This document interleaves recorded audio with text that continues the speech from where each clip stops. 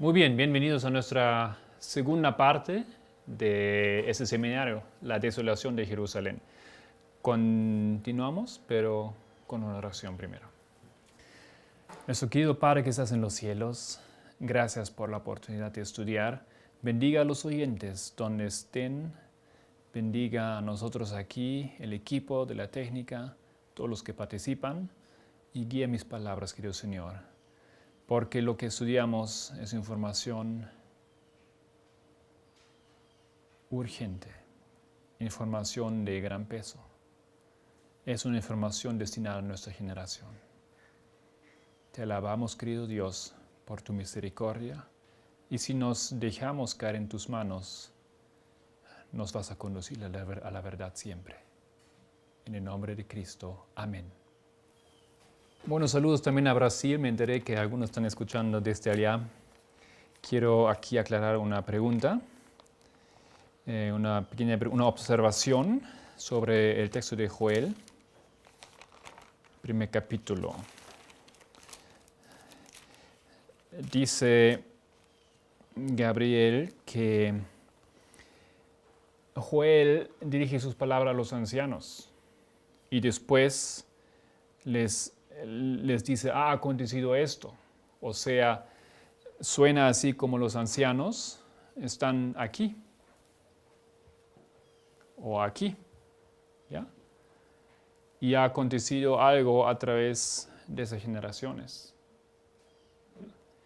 No tengo problema con esto, me parece una buena observación. Como yo les dije, yo creo que ese texto se refiere primeramente a nuestra generación. Y eso es donde nosotros estamos. Ha acontecido algo en el pasado. Un proceso de 4 generaciones. Estamos en la 4ª, espiritualmente. ¿Ya? Y no veo discordia con lo que viene en el siguiente versículo, porque es lo mismo. Y es obvia la relación, porque aquí también hay algo que acontece en 4 generaciones. Son esas fases, algunos han explicado, no tengo certeza en eso, de un mismo insecto que se desenvuelve de un paso al siguiente. ¿Ya? Entiendo que hay problemas aquí un poco con entender a qué insectos específicamente se refiere el hebreo, pero hay unos que muestran que esas son las etapas anteriores de la langosta, que se desenvuelve de a poco hasta llegar a ser la langosta, ¿no es cierto? Y yo entiendo que eso es lo mismo. Realmente la misma secuencia de eventos. Son 4 generaciones, son 4 fases de destrucción. Tal vez no mucho más que eso puedo colocar aquí en ese texto. Pero lo que yo sé es que ese texto se refiere a nosotros, porque eso es el testimonio del espíritu de profecía. Y la referencia que yo hice aquí al peligro que Joel encuentra es el peligro de la amenaza de aquel que se ve como un león, que tiene dientes de un león. Eso es Babilonia. Y en el segundo capítulo también nos da otra información sobre Babilonia, porque dice en el versículo 20, ahora Dios da promesa de la salvación de su pueblo. Él va a salvar a algunos, y dice aquí en versículo 20 del capítulo 2 de Joel, y haré alejar de vosotros al del norte, y lo echaré en tierra seca y desierta. O sea, el del norte es aquel que viene a atacar y destruir el pueblo. El del norte en la Biblia ha sido siempre el poder que entraba a Israel del norte. Aquel poder tenía su capital en Babilonia o en Nínive, dependía. Eran los asirios, eran los babilonios, los caldeos, los medo-persas. Eso era el rey del norte. Y en su aplicación espiritual, el rey del norte luego se convierte en el poder de Roma pagana. Esto es la información de Daniel 11. Y luego de Roma pagana se convierte en el Roma papal a partir del versículo 30 en Daniel 11. O sea, el del norte aquí es el que trae la amenaza, es Babilonia moderna, es Roma papal el que viene. Y en esa situación, el pueblo se encuentra destruido a través de 4 fases de destrucción. Eso espero que aclara esa pregunta o la observación. Muchas gracias. Ustedes en live stream, donde se ve la transmisión, pueden hacer preguntas y son invitados y vamos a responder lo mejor posible a sus preguntas, los que están siguiendo a esto en vivo.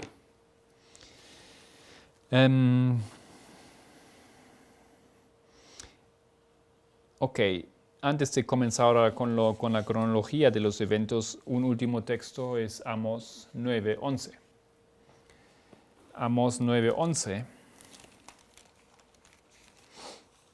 habla de esa obra de Nehemías. Nehemías ha venido para reedificar los muros y eso es lo que encontramos en Amós 9:11. En aquel día yo levantaré el tabernáculo caído de David y cerraré sus portillos y levantaré sus ruinas y lo edificaré como en el tiempo pasado. Entonces, aquí, al final de ese tiempo, Dios trae una promesa que aquí Él va a reedificar los muros. Él va a reedificar y proteger su pueblo otra vez. Va a haber una obra. Pero aquellos que quieren estar dentro del muro tienen que entrar en una reedificación de esos muros en sus vidas, cada uno por sí mismo. No es un milagro que Dios imparte sobre todo lo que están escritos en el libro de la iglesia, en las listas oficiales. No sé cómo es en su país, pero en Bolivia, por ejemplo, ya es todo digital. Tú tienes que dar tu foto, es como cuando entras en la frontera de Estados Unidos, solo faltan los 4 dedos. Está registrado en una lista. Y internacionalmente así se pueden trasladar los miembros y se puede controlar como hoy en día lo llaman la feligresía. Entonces, en esa situación, ahora aquí nos informa Amós también que cuando viene esto aquí, esa destrucción, Dios va a hacer una obra de reedificación. Y por eso Nehemías se ha levantado. Y eso es la obra que, querido hermano, en tu vida, en mi vida, tiene que llevarse a cabo. Nosotros, aunque no lo queremos aceptar, pertenecemos a aquellos que están borrachos, que han bebido el vino.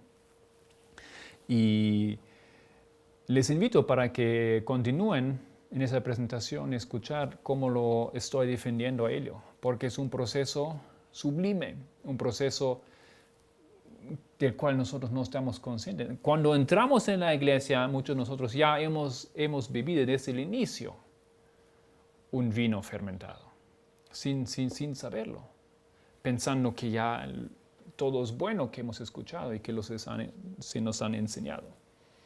Ahora, ojo, no estoy aquí tratando de dar una propaganda contra la iglesia adventista, para nada. Tampoco estoy diciendo que todo que se enseña, se encuentra, se lee está mal. No estoy diciendo eso. Pero hay que estar muy en alerta y tener cuidado con la información que se provee y que existe. Hay diferentes cosas y hay una mezcla. Y esto es justamente, siempre ha sido la obra del enemigo. Mezcla la verdad, mucha verdad, con un poco de falsedad y de mentira. Y nosotros consumimos todo pensando todo es verdad. Vamos entonces aquí a la siguiente página 3 en mi papelito, que pueden bajar en la página web de futureforamerica.org. 1863. Hemos puesto esa fecha aquí, ¿por qué? Por varias razones. Es el año de la fundación oficial de nuestra iglesia.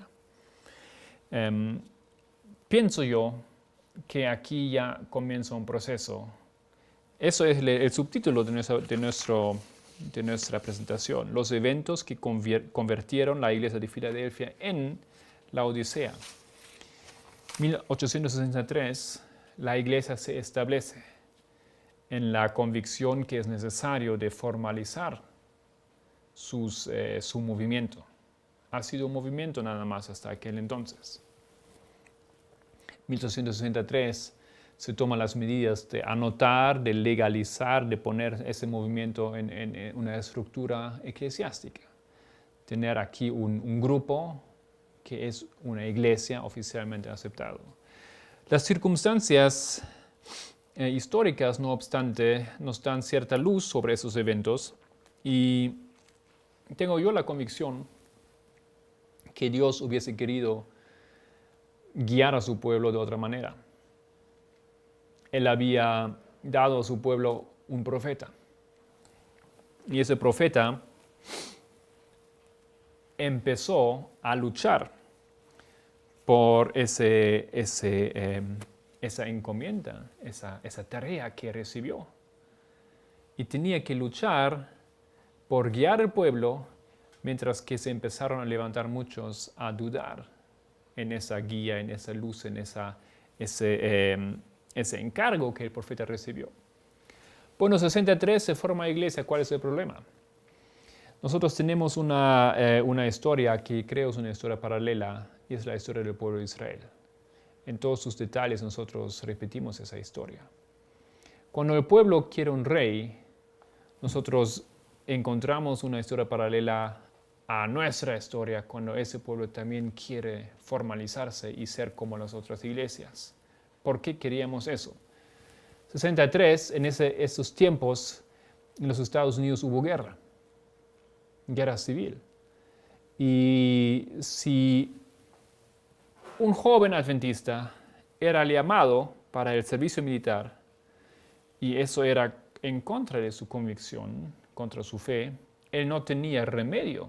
Él tenía que ir a servir para el Estado como soldado.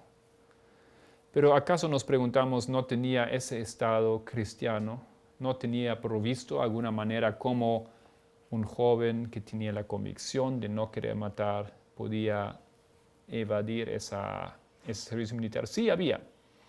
Si tú eras joven o un hombre llamado al servicio militar y no querías servir de manera en que usas armas, simplemente tenías que traer un papel de tu iglesia donde tu pastor confirma que eres miembro de la iglesia, etcétera, etcétera. Entonces podías ser liberado de ese servicio como soldado con arma. Pero el adventista no podía hacer eso, porque simplemente no había una institución adventista todavía. En la necesidad entonces de evadir esa situación y de encontrar una solución legal o dentro de las normas del Estado, o como digamos, siguiendo digamos a ese procedimiento, ese movimiento decidió formalizarse, ¿ya? Y adoptar el chaleco que tenían las otras denominaciones. ¿Por qué el pueblo necesitaba formalizarse? ¿Por qué? Había una fuerte razón aquí de las circunstancias de la historia. Y creo que eso es una paralela a 1 Samuel. Podemos aquí encontrar esa historia de cuando el pueblo quiere ser diferente y quiere ser, semejante a los otros pueblos. 1 Samuel capítulo 8. Ustedes encuentran ahí la historia del pueblo cuando Israel pide rey. Versículo 4 de 1 Samuel capítulo 8 dice: Entonces todos los ancianos de Israel se juntaron y vinieron a Ramá para ver a Samuel y le dijeron: He aquí, tú has envejecido y tus hijos no andan en tus caminos. O sea, la acusación aquí al profeta. Tenemos miedo que tú no vas a guiar más. Ya vas a desaparecer, vas a morir pronto y necesitamos a alguien que continúe a guiar ese pueblo. Tus hijos parece que no van a poder hacer eso por los caminos que ellos han elegido. Por tanto, constitúyenos ahora un rey que nos juzgue como tienen todas las naciones. Ese deseo aquí era del pueblo.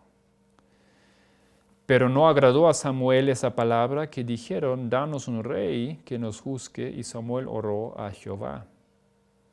Y dijo Jehová a Samuel, oye la voz del pueblo en todo lo que te digan, porque no te han desechado a ti,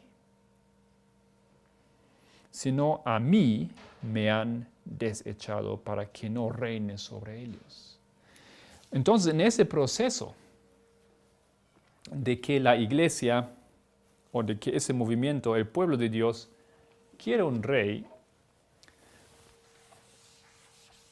Dios entiende que aunque eso suena lógico que ellos piden, diciendo que el profeta ya no va a estar, eso no era más que un pretexto, porque en realidad ellos se querían liberar de la mano del Salvador, del Señor. Entonces Israel antiguo, cuando sale de Egipto, tenía como líder Moisés y Aarón, ¿no es cierto?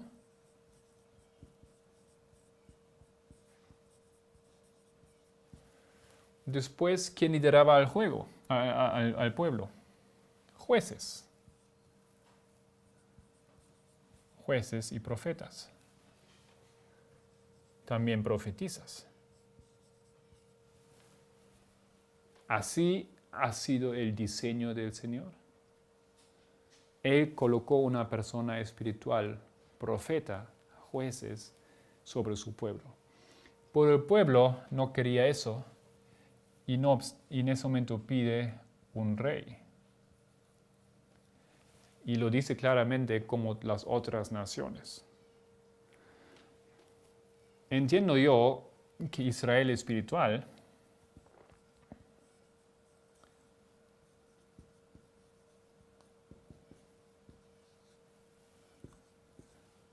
la misma historia. Ha tenido los patriarcas,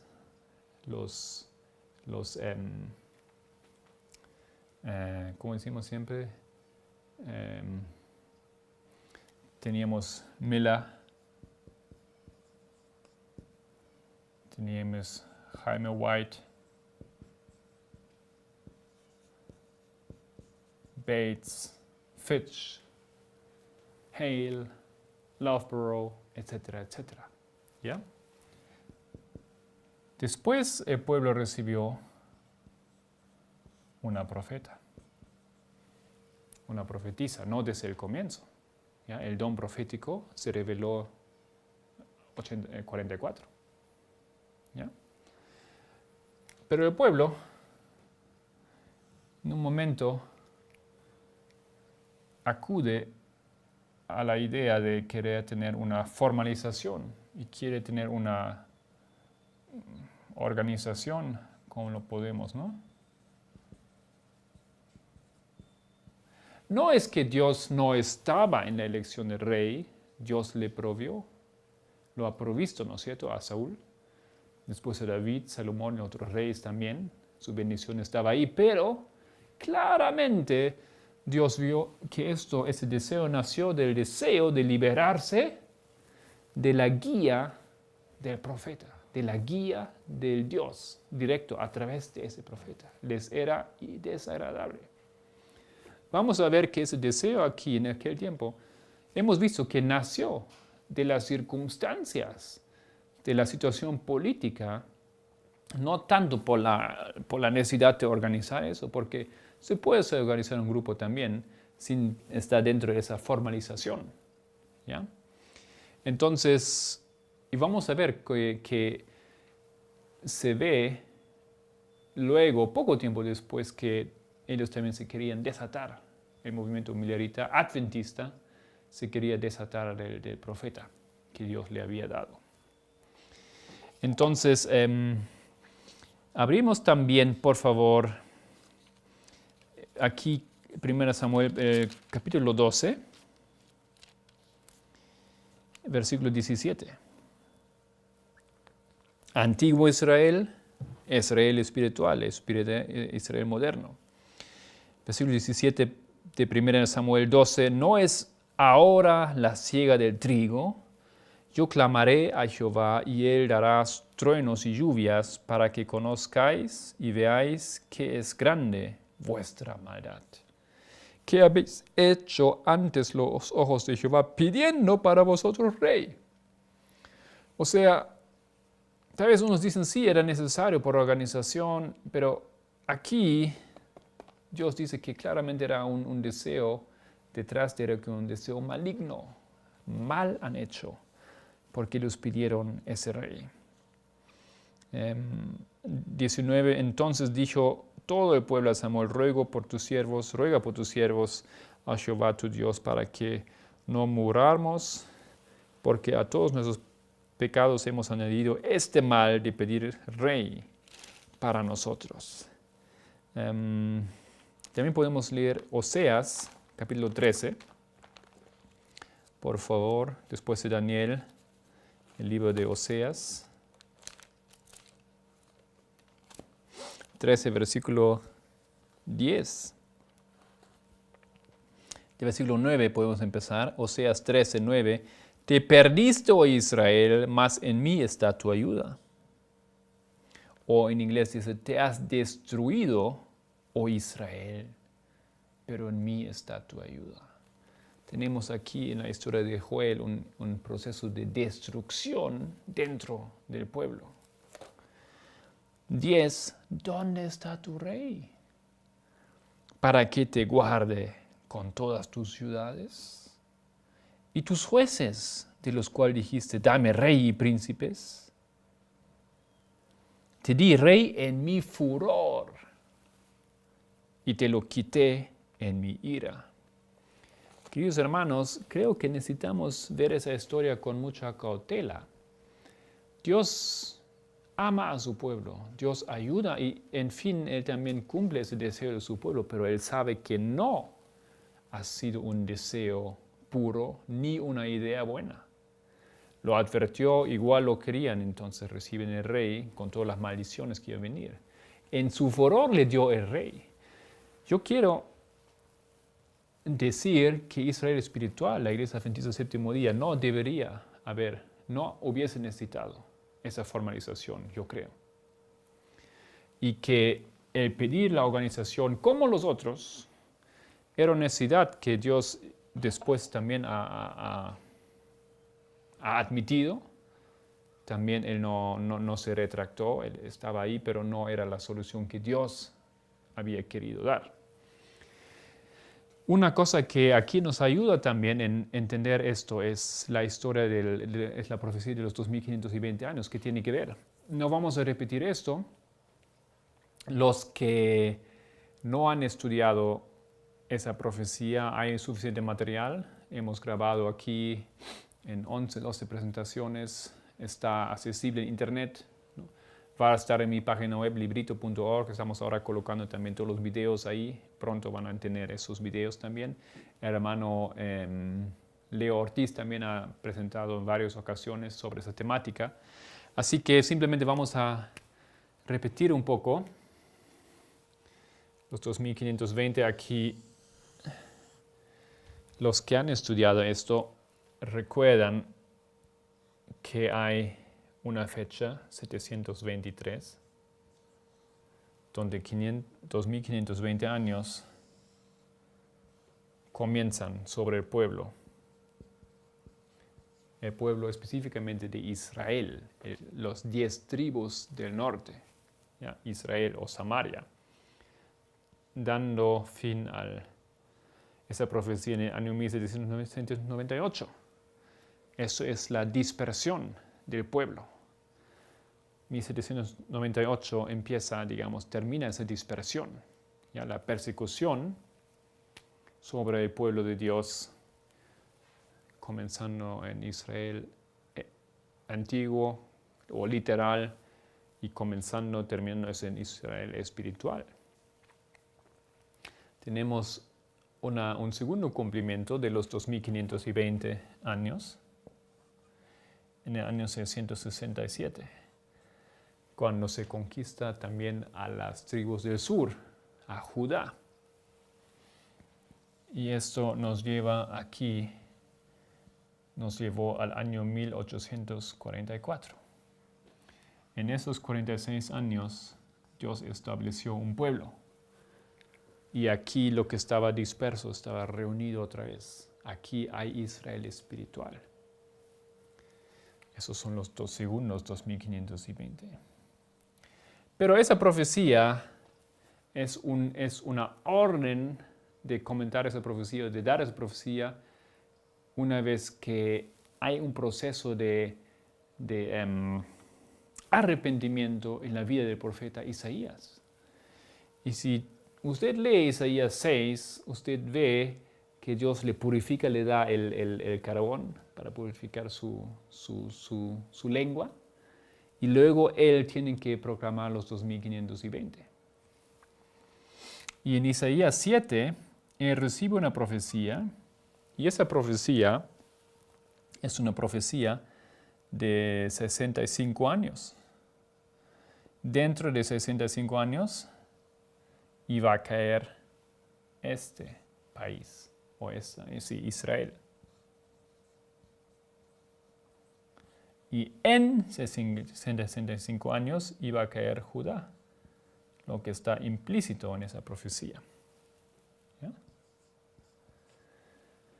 Esto fue 742. Yo dibujaba la diferencia, la distancia un poco, no muy correcta en realidad, porque esos son 19 años y aquí hay 46 años. Ahora, si nosotros trasladamos eso, como lo que acontece aquí encuentra su fin aquí, y lo que aquí comienza encuentra su fin aquí, también hemos descubierto que al igual hay que colocar aquí atrás, porque aquí hay 46 años, aquí hay 46 años, hay que colocar atrás los 65 años, igual como ahí están. Y a ver si yo lo encuentro bien. Claro, que son aquí los 65 años que una vez más tenemos que descubrir. Eso no es una profecía de tiempo, es simplemente un esquema que estamos entendiendo. No hemos predicho eso, no son eventos que hemos visto en el futuro y que pudimos predecir, hemos visto un esquema que aconteció recién. Aquí entonces tenemos otra vez los 46 años y los 19 años. Y esto, interesantemente,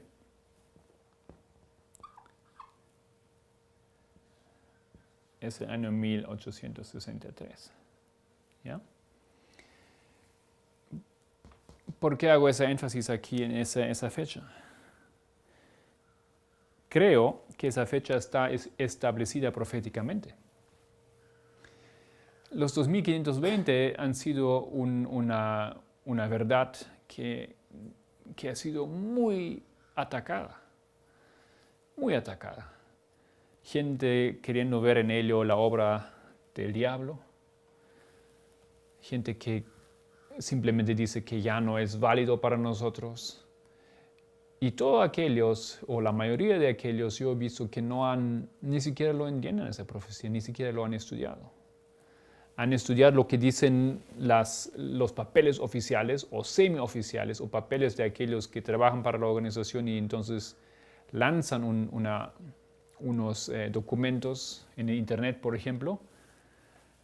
Pero aquí en ese papel, en esa tabla, nos indica los 2520, la primera profecía.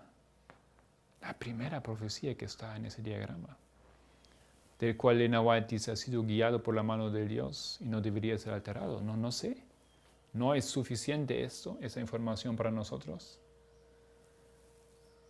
En Primeros Escritos 74 encontramos esa defensa. Aquí está. Y en ese diagrama también está aquí abajo. Hay que mirar un poco más de cerca, no es tan grande, pero ahí está. Igual, defendiendo esa profecía como profecía que forma parte de lo que nosotros entendemos son los fundamentos de nuestra fe. En esa profecía entonces se incluye, está implícito, digamos, el año 1863. ¿Qué es ese año 63? Bueno, en el espejo, digamos, profético, Este año aquí corresponde a 63. 742, el profeta va al rey y declara la caída del pueblo. Él declara que va a caer Israel y que va a caer Judá. Eso da inicio, digamos, a ese proceso. 63, en otras palabras, incluye la información de la triste caída de ese pueblo. Y queridos hermanos, aquí yo no estoy diciendo que la iglesia se convierte en Babilonia o nada de eso. Esto es una información que abunda en los textos de la profecía, de todos los profetas.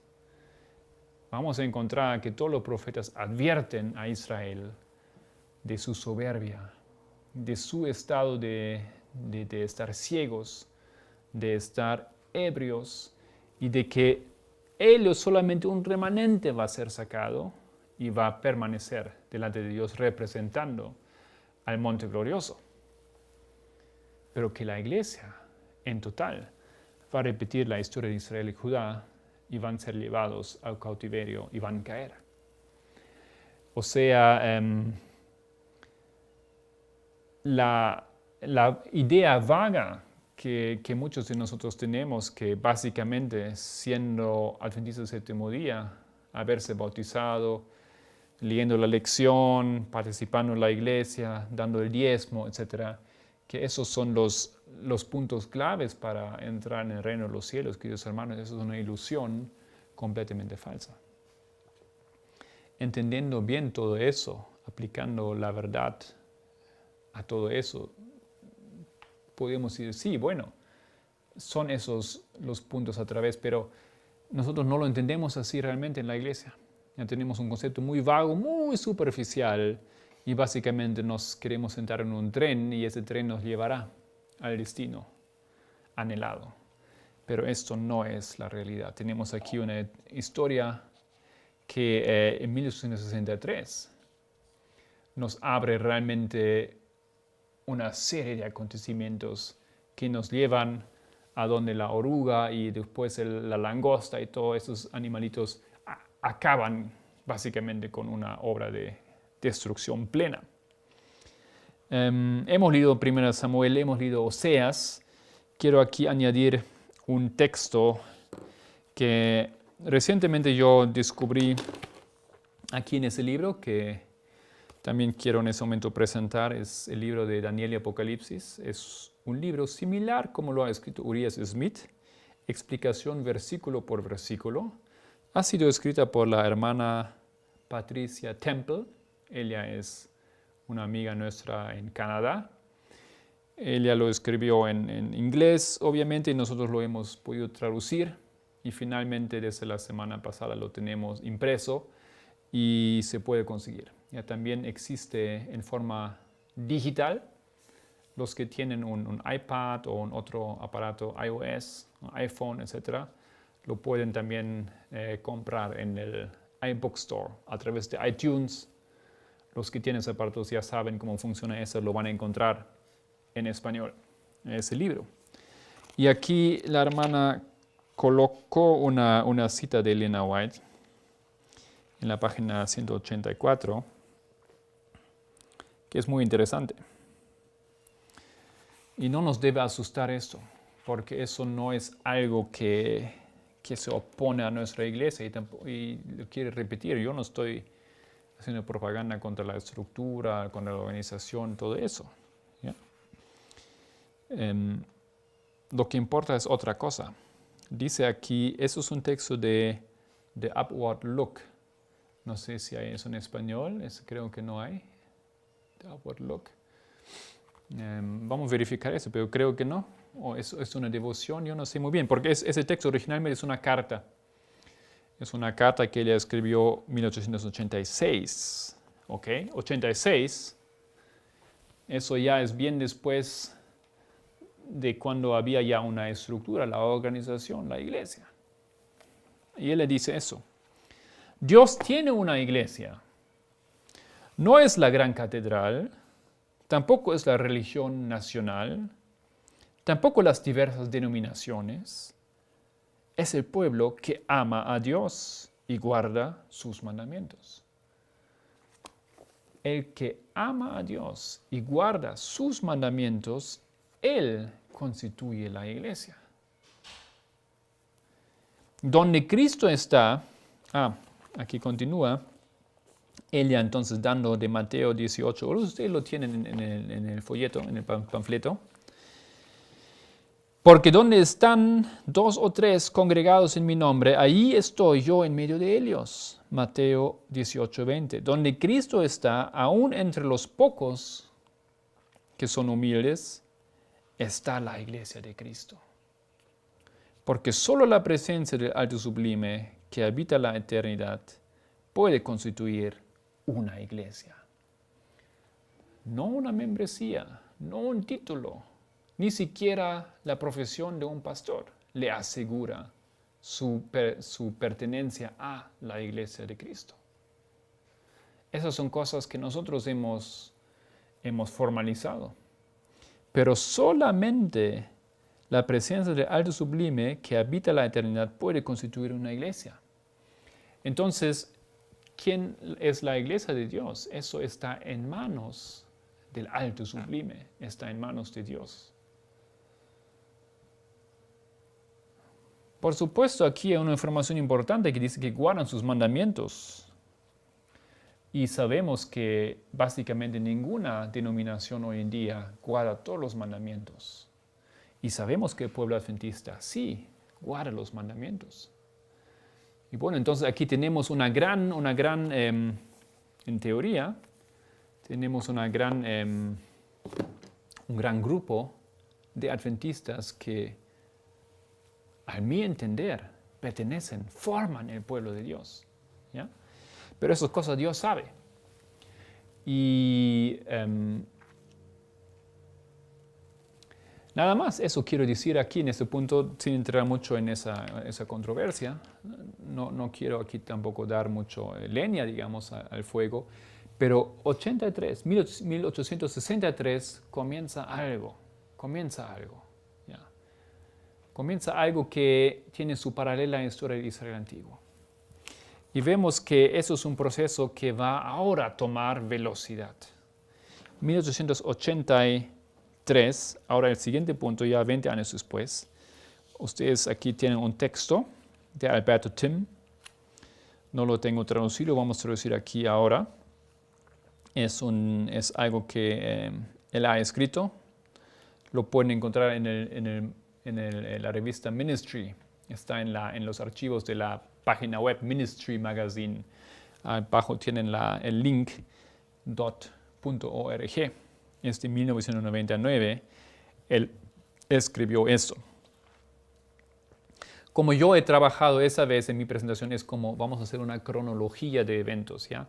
Vamos a hacer un viaje a través de la historia, ligando de un evento histórico al siguiente evento histórico, y a lo largo vamos a ver qué pasó, qué cosas pasan. Y a veces tenemos que detenernos un poco más largo, y tenemos que mirar un poco más en detalle qué significa esa historia, qué pasó en ese momento, qué hizo esa persona, quién era esa persona, etc. Entonces aquí es el texto de Alberto Tim. Comienza así, grados de inspiración. Una de las más tempranas propuestas era la teoría controversial de los grados de inspiración, promovidas en los 1880 por Uriah Smith y George Butler.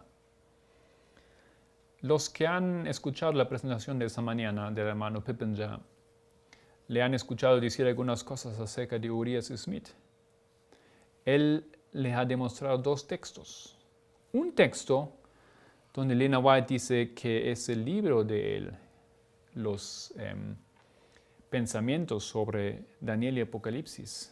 Eso es un tremendo libro, que no hay otro como ese, que es la mano ayudadora del Señor, que deberíamos distribuirlo.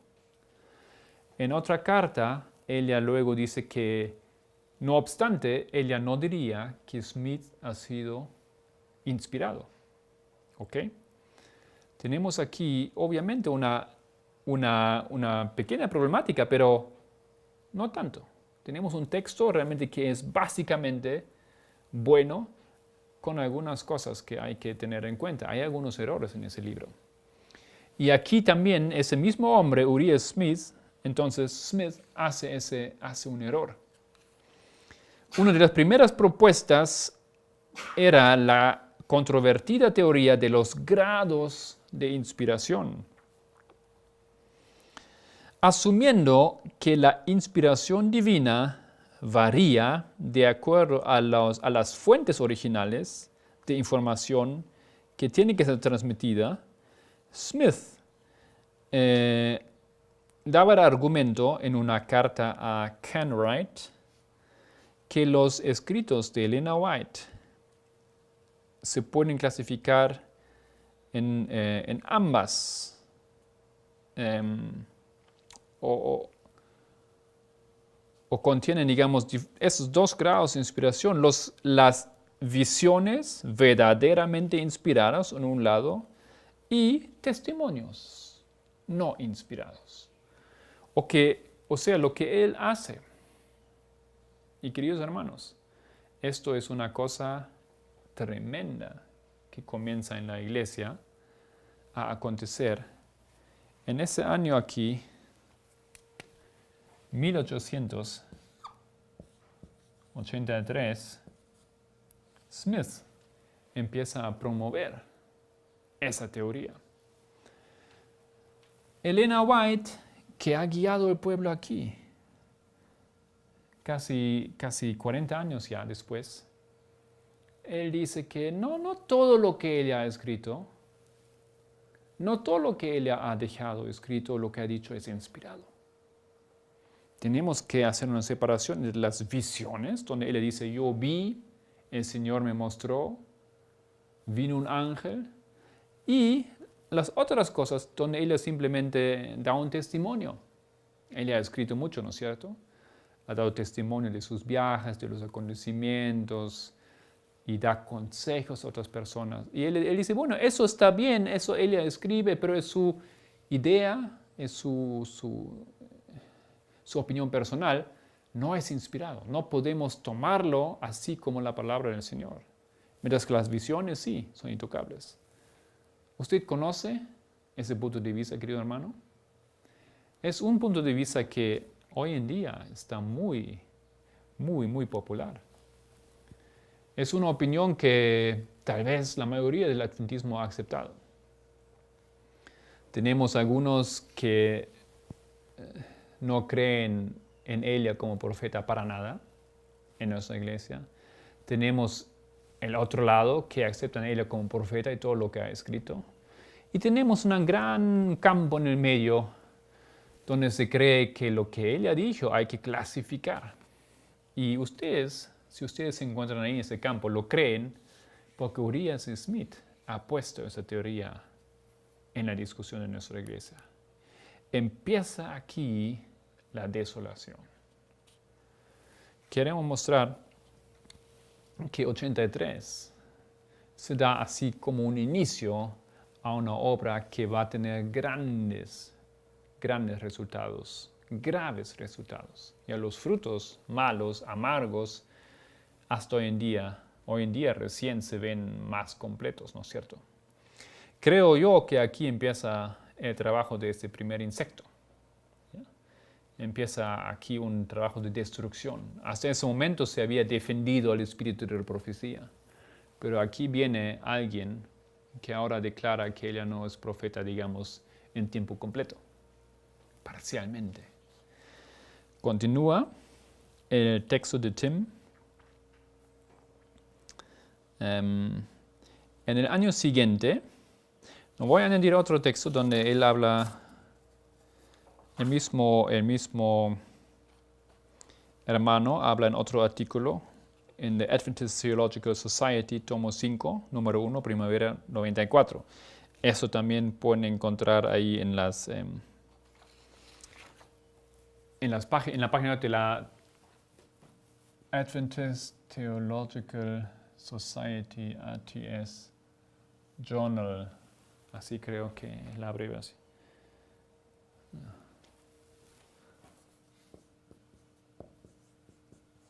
Así. ATS. Sí. En esa página es esa de la Sociedad Adventista Teológica. Ahí pueden ustedes encontrar fácilmente una serie de artículos. Y ese artículo también está, simplemente ponen TIMM, T-I-M-M. O tienen el link directo en nuestro PDF. Aquí lo van a encontrar también cómo bajar esos documentos. Entonces, ahí en otro artículo él dice, hablando casi de la misma problemática, en 1883, la Iglesia Adventista del Séptimo Día, por casi 4 décadas, ha sido o se había concentrado en defender la inspiración divina de la Biblia contra los ataques de los infieles de afuera, ¿no? Ellos trataron de defender la Biblia 4 décadas. Pero ahora comienza otra cosa. No obstante, alguna crisis interna en referencia a la naturaleza y la autoridad de Elena White, de sus escritos, metió a los adventistas del séptimo día en los años 80 en una discusión más profunda de la doctrina. Durante ese periodo había 2 grandes preguntas. Primero, ¿hay grados de inspiración? Y segundo, el Espíritu Santo ha dictado, digamos, las palabras de los escritos inspirados. O sea, aquí comienza algo, como él dice claramente, algo diferente, ¿no? Ya no se tiene, la iglesia ya no está defendiendo la Biblia, sino la iglesia ahora tiene que defenderse a cosas que acontecen en sí misma y dentro de sí misma, no contra los de afuera, sino contra los ataques en la misma iglesia. Y si hay una controversia en una familia, eso es dañina para la familia. Una familia normalmente está unida, ¿no es cierto? Se une. Tal vez los hermanos no se quieren tanto, pero ellos saben de unirse y cerrarse contra los ataques de afuera. Pero si hay una destrucción adentro, si hay ataques adentro, eso debilita esa familia. De la misma manera, esto acontece aquí con nuestra iglesia, aconteció con nuestra iglesia. Hay grados de inspiración, continúa el texto,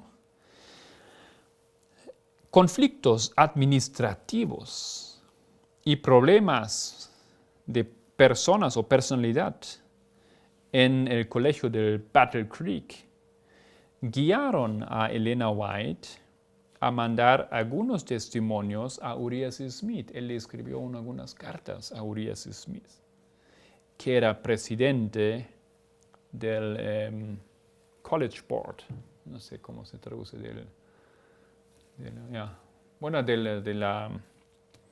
la organización del colegio. Y ella lo que estaba haciendo era reprobar a él por algunas decisiones no sabias que había tomado. Resentimiento contra aquellos reproches, se dice, ¿no? Aquellas críticas, era un factor que lideró a Uriah Smith a asumir que no todo lo que Elena White escribió era inspirado. En la primavera de 1883, Smith estaba convencido de que mientras las visiones de la señora White estaban realmente inspiradas, sus testimonios no estaban inspirados. Queridos hermanos, 1883 comienza la arruga a destruir dentro de la iglesia algo que había estado unido antes. empieza aquí uno de los pioneros que pertenecieron a la primera generación, empieza aquí a dudar y a llegar a la conclusión que ese profeta hay que investigar lo que él escribió, hay que estudiarlo y hay que separar sus escritos en cosas inspiradas y no inspiradas. Yo creo que todo lo que él ha escrito es inspirado. No hago la distinción, qué ha sido visión y qué no ha sido visión. Entonces, acontece algo en el siguiente año, ya vamos terminando también nuestra segunda hora. Dice aquí, parece, en el mismo texto, parece para dar armonía o armonizar aquellas luchas o conflictos sobre la fidelidad o sobre la trustworthiness, la confianza de los testimonios de Elena White. George I. Butler, el presidente de la conferencia, escribió para la revista Review and Herald una serie de artículos, 10 artículos en el año 1884. Ustedes pueden encontrar los artículos si van a la Adventist Archives. También una página muy interesante para todos los que estudian. Docs. Adventists o Adventist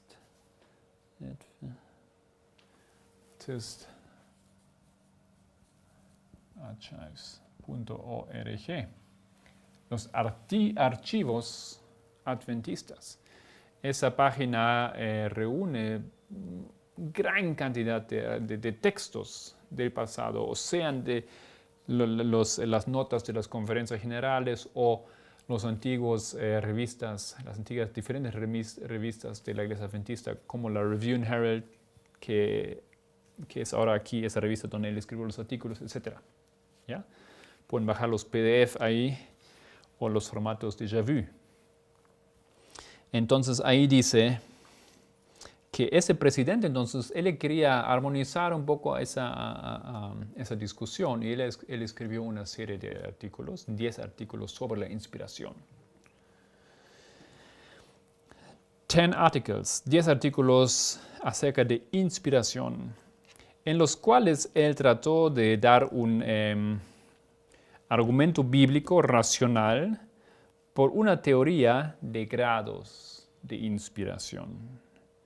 De acuerdo a I.E.K. van der Veer, si Butler podría probar que la Biblia contenía elementos humanos, entonces, por implicación, los testimonios de Elena White contenían aún mucho más de esos elementos y no podían ser entendidos como absolutamente perfectos.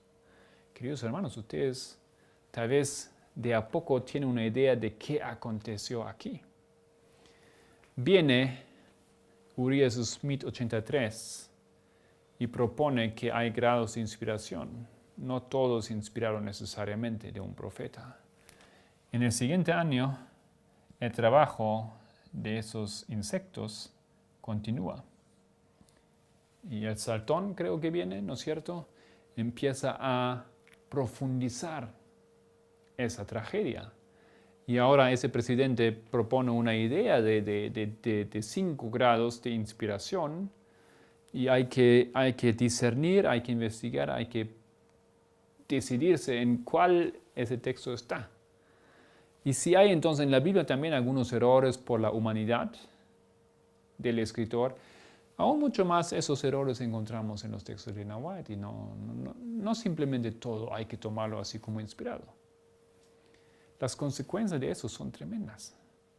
Entonces empieza aquí con la Biblia algo que, con los textos de Elena White, algo que nosotros hoy en día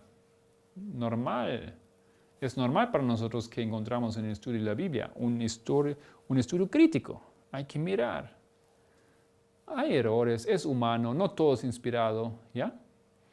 Y como vemos aquí, el fundamento de eso ha sido orgullo personal. El problema de Uriah Smith de de esos consejos que esa joven hermana le escribió a él. Reproche a ese hombre erudito. Eso, queridos hermanos, aquí son dos eventos al inicio de la historia de nuestra iglesia que empiezan a temblar al fundamento, o a atacar o a destruir el fundamento. Y toman algo que Dios había puesto ahí, un líder espiritual, un profeta, y lo quieren sacar. Y quieren más bien todo formalizar. Y quieren tener un rey y lo quieren sacar. Y empiezan a dudar lo que él ha escrito.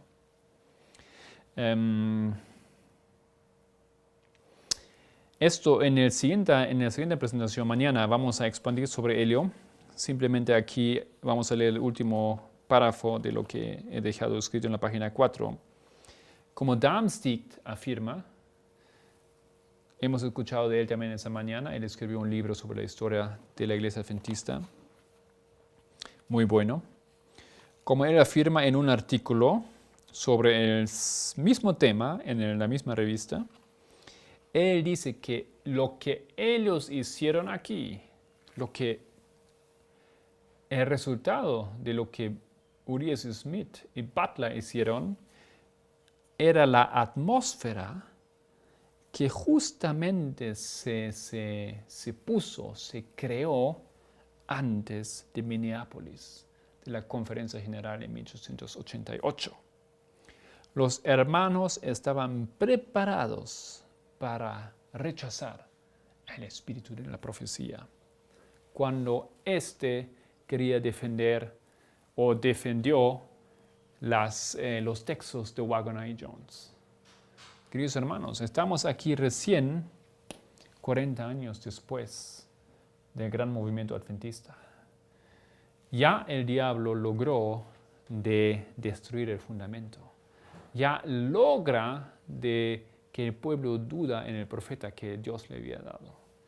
Y cuando el profeta, 1888, después le indica que aquí hay nueva luz, que en lo que se refiere a la justificación por la fe es importantísimo de entender, y lo que los hermanos Waggoner y Jones han dicho o dicen es del cielo, entonces la iglesia, porque ya estaba en esa base de los grados de inspiración, ya tenía los argumentos en su mano para dudar a esa luz y de esa manera no estar preparado para ese evento que nosotros entendemos era un momento en que Cristo quería venir a buscar a su pueblo.